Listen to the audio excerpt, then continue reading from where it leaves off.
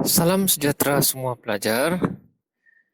Hari ini kita akan belajar tajuk proses hidup mikroorganisma. Oke, kalau kita sebut tentang proses hidup, apakah yang kamu ingat ataupun kamu paham tentang perkataan proses hidup ini? Kita sudah belajar tentang proses hidup ini di tahun 4 dan tahun 5 lah. Jadi, mikroorganisma ini adalah hidupan seni kan? Ini sudah kita tahu. Oke. Proses hidup ini adalah proses, maksudnya aktiviti yang kita lakukan berterusan lah, proses hidup. Oke. Yang termasuklah bernapas, bertumbuh, membiak, bergerak, berkumuh, makan ataupun pencernaan lah. Jadi itu antara proses hidup kalau manusia lah. Jadi semua ini dilakukan supaya kita boleh terus hidup. Baik. Jadi proses hidup mikroorganisma maksudnya mikroorganisma ini juga melakukan proses hidup. Seperti mikroorganisma seperti fungi, protozoa, alga dan bakteria menjalankan proses hidup. Jadi pelajar nih dia tanyalah kepada 3 orang nih, dia bilang coba kamu pikirkan proses hidup mikroorganisma. Jadi orang pun pikirlah, mungkin mikroorganisma ini dia makan macam kita nih, ataupun dia membiak, lepas tu dia jaga anaknya tu macam kita, macam manusia kan, duduk-duduk lagi di sofa tu, ataupun dia berpeluh, pandai berjoging berpeluh kan. Jadi percayalah cakap cikgu. Aktiviti proses hidup mikroorganisma ini tidak sama dengan kita. Percayalah, dia tidak akan jadi seperti ini ataupun ini ataupun ini yang ada mata, ada gigi. Kalaulah bakteria, mikroorganisma tu ada mata, ada mulut macam begini, habislah kita. Jadi benda seperti ini tidak berlaku lah. Jadi maksudnya proses hidup mikroorganisma itu tidak sama dengan kita. Itu satu perkara penting yang perlu kamu tahulah. Jadi apakah proses hidup mikroorganisma itu? Untuk kita menjawab soalan itu, apakah proses hidup mikroorganisma, kita kena jalankan siasatan lah. Jadi kita pergi kepada muka surat 26. Yang tadi itu 25, 26. Jadi untuk aktiviti yang pertama ini bermula dengan soalan. Bolehkah mikroorganisma bernapas? Si Rani yang tanyalah. Bolehkah mikroorganisma bernapas? Jadi untuk menjawab soalan itu kita kena buat penyiasatan dan kita kena cari jawapannya lah untuk jadikan sebagai kesimpulan. Betulkah mikroorganisma ini bernapas seperti manusia ataupun dia bernapas ke tidak? Jadi dia kita guna inilah. Kita buat uji kaji. Tujuan dia membuktikan yeast bernapas dan membebaskan gas. Kenapa kita guna yeast? Kenapa kita tidak guna mikroorganisma lain? Protozoa kah, bakteria kah, virus kah? Karena yeast adalah sejenis fungi yang juga mikroorganisma yang paling selamat. Dan paling mudah kita dapatlah, di kedai-kedai pun ada jual, dan paling selamatlah, dia tidak membawa sebarang masalah kesehatan kah ataupun memudaratkan orang lain. Jadi sebab itu kita guna yeast, paling mudah dan selamat. Jadi alat-alat dia botol plastik, sudu kecil, sudu besar, benang, pembaris, air suam, belon, yeast dan gula. Ini langkah-langkahnya. Jadi cara dia, isikan 250 ml air. Jadi kita tuang air lah. Isi padu dia begini, 250 ml ke dalam botol plastik. Kita tuang. Ini katakan ni 250 lah, kita tuang. Kemudian kita masukkan 3 sudu yeast ke dalam botol. Masukkan 3 sudu yeast ke dalam sini. Tambah 1 sudu besar gula. Tambah 1 sudu besar gula dan goncang botol. Kemudian kita pasang belon di mulut botol ni lah. Kemudian kita akan buat pemerhatian pada saiz belon itu. Kita akan tengok belon ni, apa yang akan berlaku. Kemudian kita ukur diameter belon menggunakan benang dan pembaris setiap 5 minit lah. Untuk tempo 20 minit. Jadi ada 4 kali lah kita mau ukur tuh. Bincangkan hasil pemerhatian kamu di hadapan kelas. Oke. Jadi memandangkan kita tidak buat ini, jadi cikgu jelaskan sajalah hasil aktiviti inilah kepada kamu. Oke, ini dia.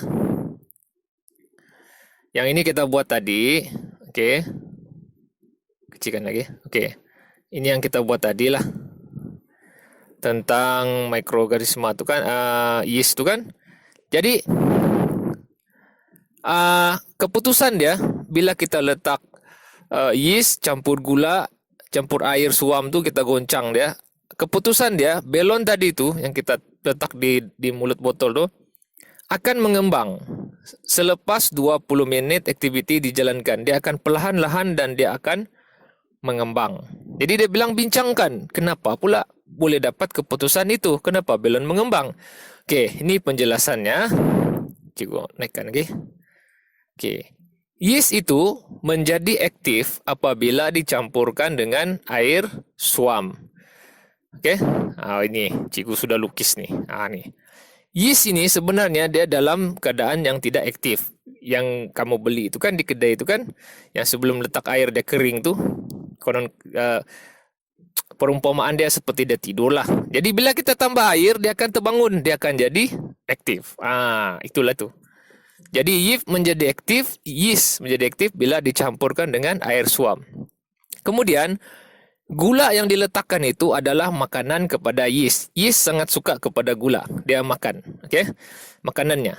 Jadi bila yeast itu digoncangkan bersama air suam dan gula, yeast itu akan menyedut oksigen. Jadi yeast ini dia macam manusia, dia perlukan oksigen, tapi dia bukan rupa manusia lah.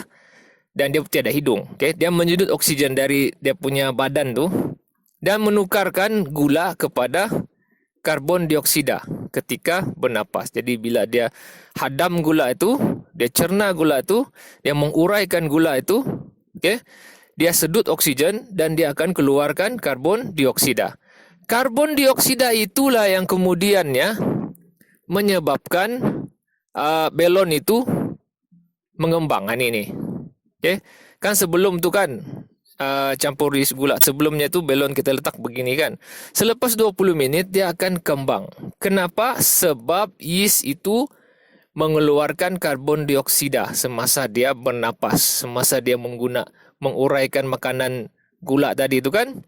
Dia menyedut oksigen dan dia mengeluarkan karbon dioksida. Jadi belon itu pun mengembang lah. Sebenarnya dalam belon itu ada gas, udara. Udara apa? Karbon dioksida. Dari mana datang? Dikeluarkan oleh yeast semasa pernapasan. Okey. Jadi itu penjelasannya lah. Jadi apakah kesimpulannya itu? Baik, kesimpulannya sebenarnya satu, tapi kita tengoklah yang di atas dulu . Yeast adalah sejenis mikroorganisma, betul? Betul lah, okey. Yeast adalah sejenis mikroorganisma dalam kumpulan fungi kan.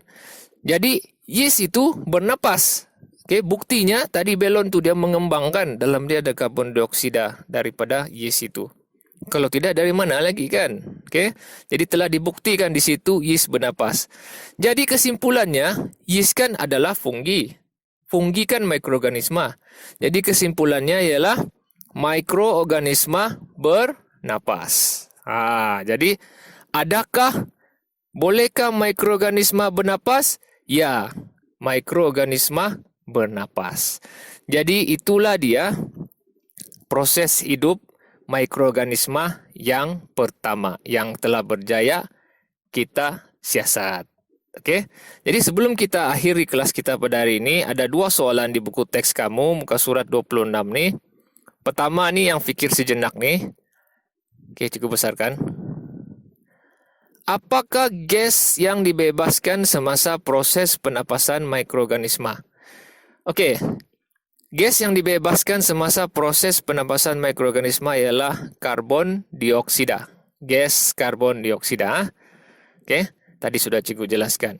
Okey, soalan keempat. Apakah yang akan berlaku jika gula digantikan dengan garam? Okey. Gula sebenarnya adalah makanan kepada yeast, yang apa saja yang berunsurkan gula lah.